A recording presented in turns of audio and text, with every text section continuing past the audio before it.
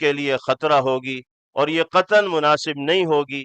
اس موضوع پر تیار کردہ تجویز کا متن پیش کرنے کے لیے میں درخواست کرتا ہوں جمعیت علماء صوبہ کرناٹک کے جنرل سیکریٹری جناب مولانا مفتی شمس الدین صاحب بجلی دامت برکاتہم سے مفتی صاحب تشریف لائیں اور یکساں سویل کوڈ کے نفاذ کے کوششوں پر جو تجویز تیار کی گئی ہے اس کا متن پیش فرمائیں۔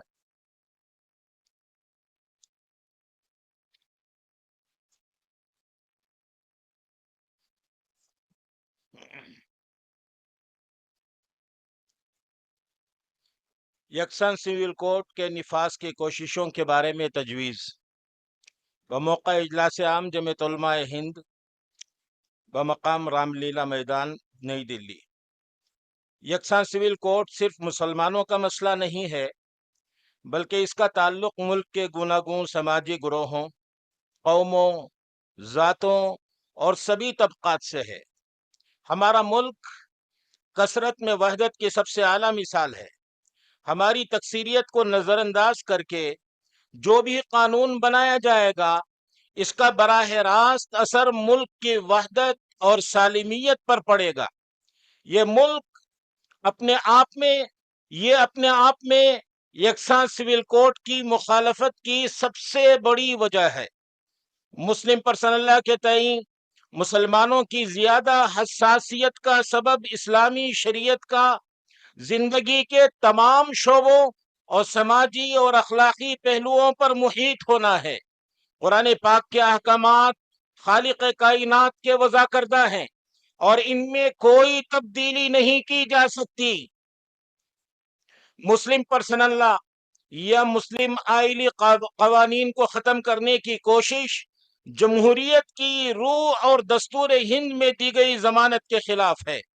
جب اس ملک کا آئین وضع کیا جا رہا تھا تو دستور ساز اسمبلی نے یہ ضمانت دی تھی کہ مسلمانوں کے مذہبی امور بالخصوص ان کے شخصی قوانین کے ساتھ کوئی بھی چھیڑ چھاڑ نہیں کی جائے گی۔ دستور ہند کی دفعہ 25 تا 29 کی غرض و غایت یہی ہے۔ اس کے باوجود موجودہ سرکار یکساں سول کوڈ کے ذریعے مسلم پرسنل لا کو ختم کرنا چاہتی ہے، جس کا محرک ووٹ بینک کی سیاست ہے، نہ کہ بنیادی دستوری حقوق کا تحفظ۔ اس وقت حکومت مسلم پرسنل لا کے سلسلے میں ملک کی عدالتوں کو بھٹکانے اور ان کے احکامات کو متاثر کرنے کا بھی کام کر رہی ہے۔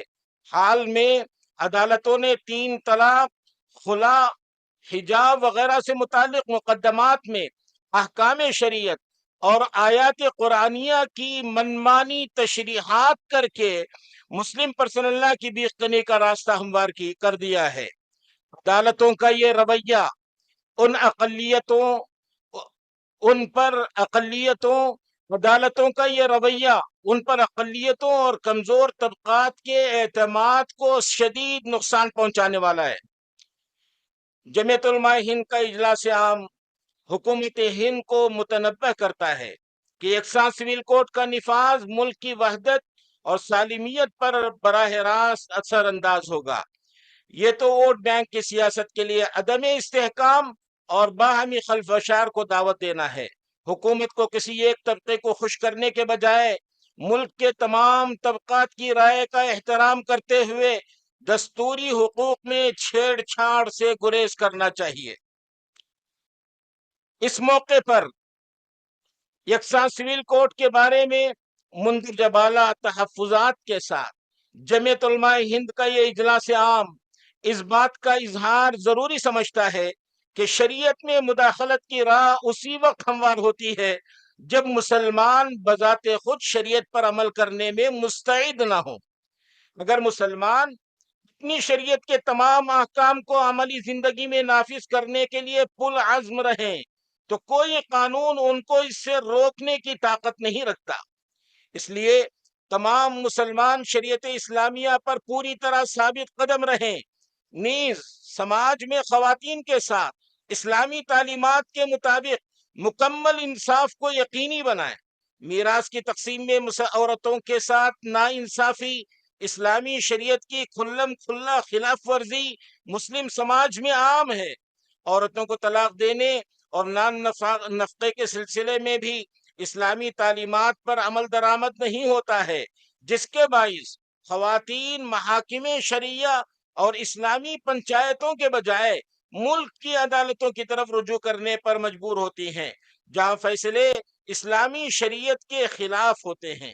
نیز مسلمانوں کا بڑا سرمایہ اور وقت ملک کی عدالتوں میں ضائع ہوتا ہے، اس لیے تمام مسلمانوں سے اپیل کی جاتی ہے کہ اپنے نزاعی مسائل حل کرنے کے لیے محاکم شرعیہ اور اسلامی پنچایتوں کی طرف رجوع ہوں۔ اللہ رب العزت ہمیں ان تجاویز پر عمل کرنے کی توفیق عطا فرمائے۔ کیا آپ حضرات کو یہ تجویز منظور ہے؟ تجویز کا جو دوسرا حصہ ہے وہ ہم سب سے متعلق ہے۔